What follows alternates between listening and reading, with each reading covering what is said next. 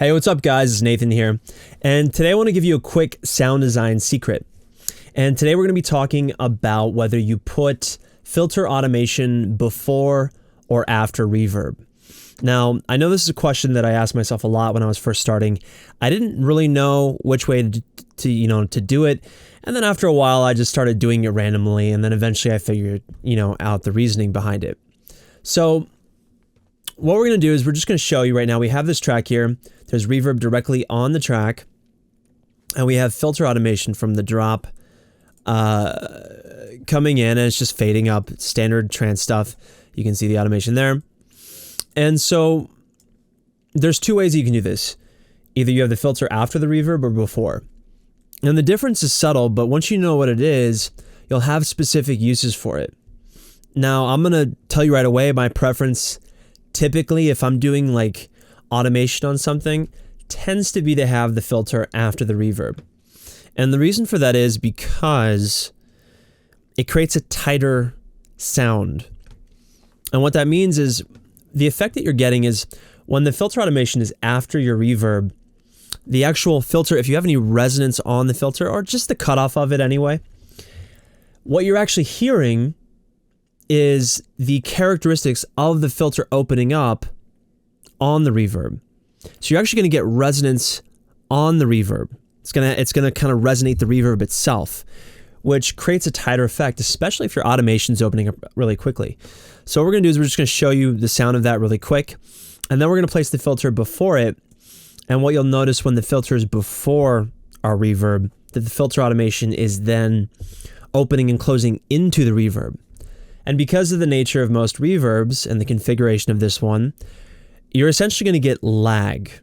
You're going to get the lagging, delayed sound of your filter automation happening, which isn't going to sound pleasing. It's going to sound like shit. You're going to sit there wondering, oh, why doesn't this work? You should have put your filter automation after your reverb. Sounds better that way. So let's just listen to it with the filter after.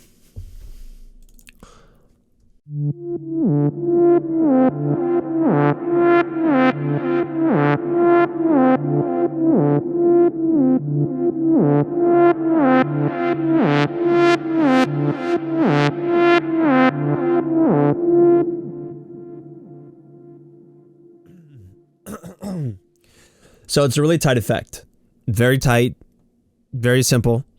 Now notice what happens when you place it before the reverb. You're going to get it like lagging. It's going to smear the automation sound. It's not going to sound as pleasing. It's not going to warp in and out in that really kind of cool electronic way.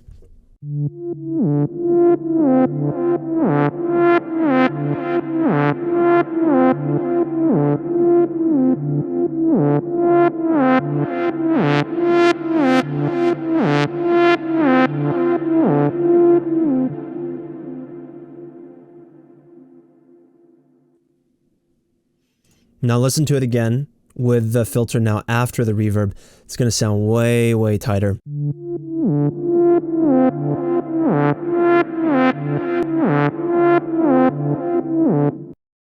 Like, do you hear how the actual filter resonance, you can hear it actually resonating the sound of the reverb.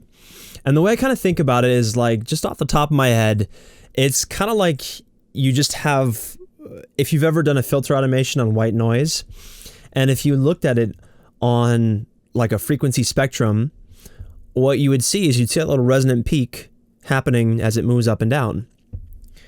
It's the same thing with reverb, because reverb is basically a type of noise. It's a very kind of frequency dependent noise. What that really means is that it's just going to create the sound of a room, and it's going to be spread out across the whole entire spectrum. So if you want that tight filter automation sound, put your reverb directly on your track and then put the filter automation after it. You can do this with any reverb. And for me, it's like the choice of whether or not I do it depends on how tight I want the effect. Sometimes you might just want the filter to be very, very transparent and just holding the instrument in the back. But when you have an instrument where it's like warping in and out and it's like it's just evolving and it's like the main thing, then you're going to want that filter placed after it. So it's a really quick tutorial, sound design secret. If you guys have any questions or comments, you know where to leave them. And if you like this video, please hit that subscribe button below, and we'll see you around.